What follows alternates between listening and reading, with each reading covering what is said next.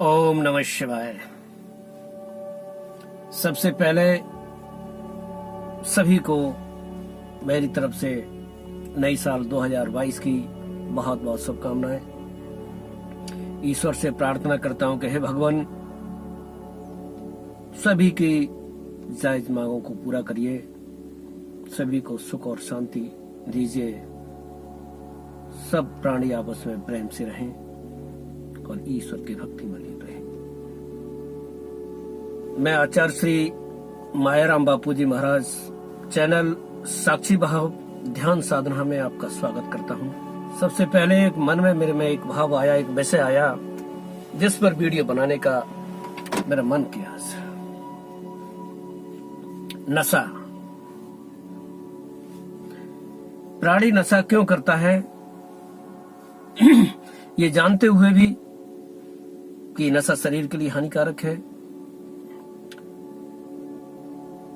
नशा करने से समाज में मेरी बदनामी होती है, मेरी बेइज्जती होती है, पैसे का भी नुकसान होता है। इस सारी चीजों को नशा करने वाला व्यक्ति जानता है।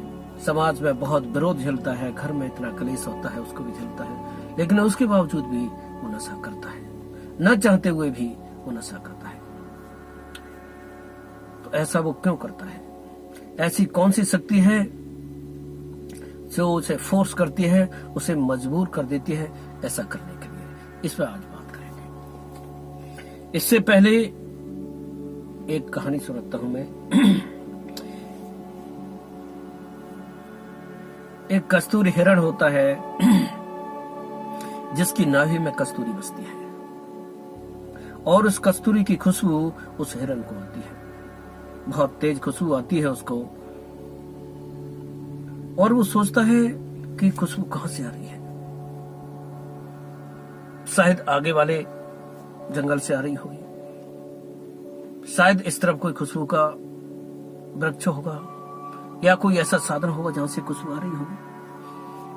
वो दौड़ता है और दूर जहां पे सोचता है वहां जाता है, लेकिन वहां उसे फिर भी खुशबू आती रहती है, लेकिन वो कोई ऐसी जगह नहीं मिलती है, कुछ ऐसा नहीं दिखता है जिससे उसे लगे कि यस इसमें से खुशबू आ रही है और उसको वो ले सके, उसका आनंद ले सके, उससे तृप्त कर सके अपने मन को। फिर वो वहां से भागता है, आगे देखता है, फिर वहां से भागता है, आगे ऐसे ऐसे वो भागता रहता है, भागते रहता है और उसको वो स्रोत नहीं मिलता है कि जहां से वो खुशबू आ रही है। भागते भागते भागते भागते आखिर उसकी मृत्यु हो जाती है, उसका नाश हो जाता है, लेकिन उसे वो साधन की प्राप्ति नहीं होती है जहां से खुशबू आनी होती है। क्यों नहीं हो रही होती है? क्योंकि वो खुशबू का केंद्र तो वास्तव में उसी की नाभि थी, उसी के अंदर से वो खुशबू आ रही थी जिसको वो सोच रहा था कि बाहर से आ रही है। व्यक्ति जब नशा करता है, चाहे कोई भी नशा हो, चाहे वो दारू का नशा हो या और कोई नशा हो, नशे में वो शून्य अवस्था में पहुंचता है। जैसे ही वो शून्य अवस्था में पहुंचता है, उसको नशा होता है, संसार से कांटेक्ट उसका खत्म हो जाता है और जैसे ही मन संसार से हटता है उसे आनंद की प्राप्ति होती है। एक झलक मिलती है आनंद की, एक झलक मात्र मिलती है जो वास्तव में उसी के अंदर से आ रही होती है, क्योंकि जो आनंद का स्रोत है वो तो प्राणी के स्वयं के ही अंदर है, जो परमात्मा है वो तो स्वयं के ही अंदर है।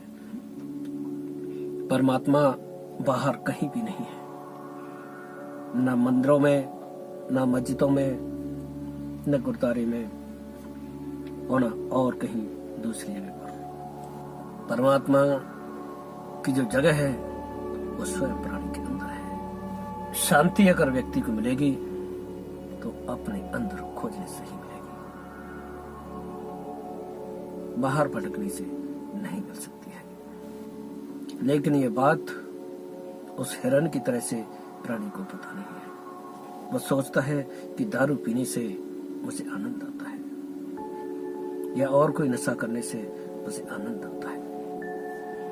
पृथ्वी पर सबसे अधिक अगर आनंद का कोई स्रोत है तो वो है कि व्यक्ति जब स्त्री गमन करता है तो उसे शून्य अवस्था प्राप्त होती है। जैसे ही वो शून्य में जाता है, थोड़े समय के लिए उसे उस आनंद की झलक मिलती है। मन उसी आनंद को पाने के लिए बार बार भागता है, बार बार भागता है और बार बार वो ऐसे कर्म करता है। लेकिन इन सारी चीजों का शरीर पर, मन पर, आत्मा पर बहुत बुरा प्रभाव पड़ता है और इनको करते करते करते करते शरीर नष्ट हो जाता है, उसका विनाश हो जाता है, संपूर्ण विनाश हो जाता है, मृत्यु के गाल में चला जाता है और अनेक प्रकार के कर्म करता है, कर्म के बंधनों में बंध जाता है, जिसके कारण उसे बार बार जन्म लेना पड़ता है और मरना पड़ता है। कर्म के बंधन में उसे बंधना पड़ता है, बार बार माँ के गर्भ में जाना पड़ता है, मृत्यु काल में आना पड़ता है और जो भी उसने कर्म किए हैं उनको भोगना पड़ता है और अनंत तरह के दुख भोगता है। तो अगर वास्तव में शांति चाहिए, सुख चाहिए प्राणी को, तो उसे अपने अंदर जाना होगा। साक्षी भाव में रह करके ध्यान भजन साधना करते हुए खुद को जानना होगा। जब तक खुद को जानेगा नहीं, संसार की अनंत चीजों में मन को भटकाते रहना, उसे शांति मिलेगी नहीं। जिस तरह से अग्नि को बुझाने के लिए अगर आप घी का उपयोग करोगे, उसमें घी डालोगे तो अग्नि बुझेगी नहीं, अग्नि तो और ज्यादा तेज होती चली जाएगी। हम वही करते हैं कि मन की शांति के लिए इंद्रियों के द्वारा बाहर भटकते रहते हैं। कभी किसी का स्वाद लेंगे, कभी किसी चीज को देखेंगे, कभी कुछ सुनेंगे और बाहर के संसार में भटक जाते हैं।